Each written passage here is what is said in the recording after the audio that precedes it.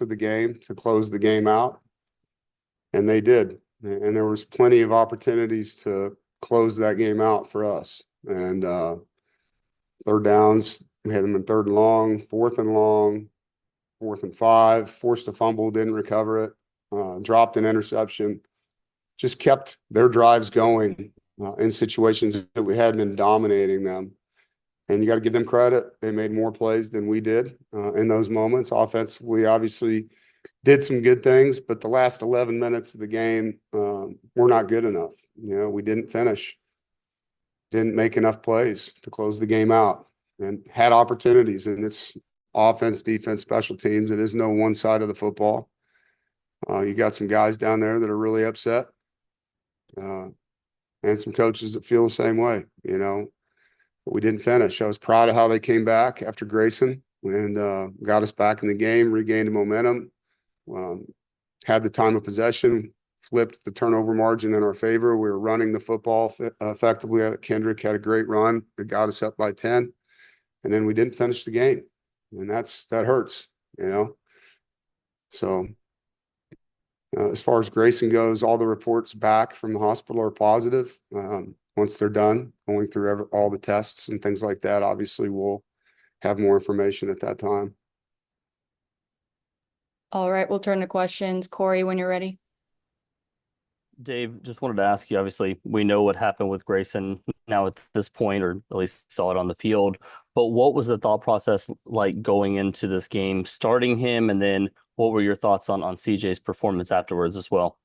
Yeah, well, Grayson went through the entire protocol and was cleared. Had a great week of practice. He was our starting quarterback. He's a captain, and you don't lose your position to injury. He was ready to play, and he took a really vicious hit. It's just sometimes football is a very violent sport at times, and that was a big hit that he took. And I hate it for him. You just hate to see a guy get hit like that, and obviously the results of those kind of hits are scary.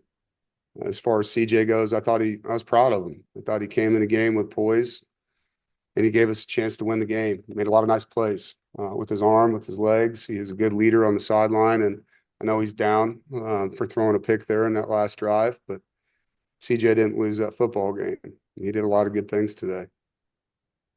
Thank you. Jaden, go ahead.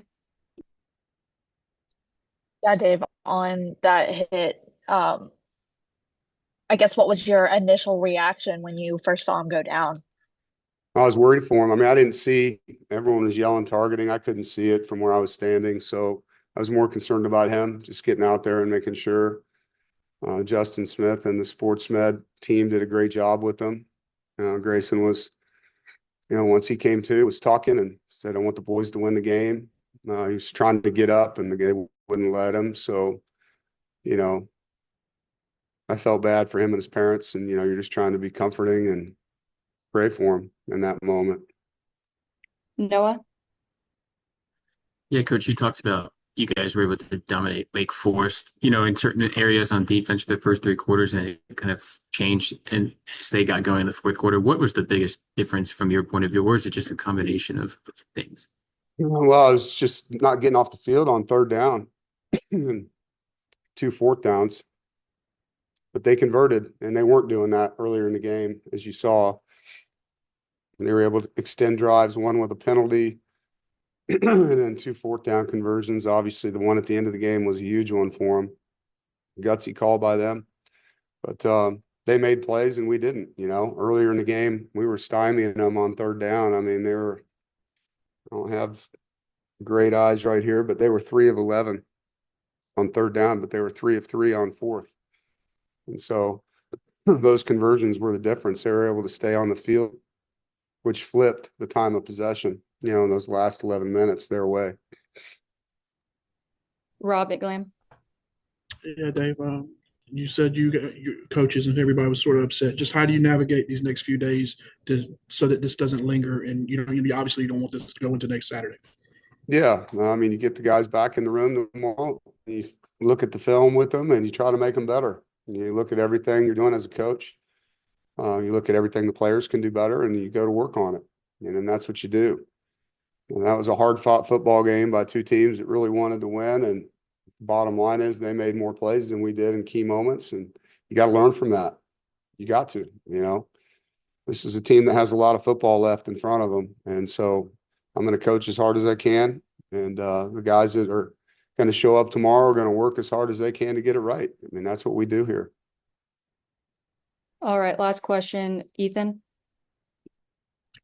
Coach, you mentioned that you're proud of CJ. Have you gotten to talk to him yet after the game? And if so, what was Yeah. your message to him? No, I did. I talked to him in front of the team, told him I believe in him.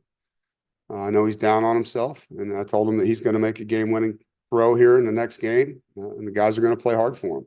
I mean, he delivered today in a lot of drives. He did some really good things for a true freshman. You know, it didn't look like a true freshman at times, and made some nice throws. CJ's got a bright future.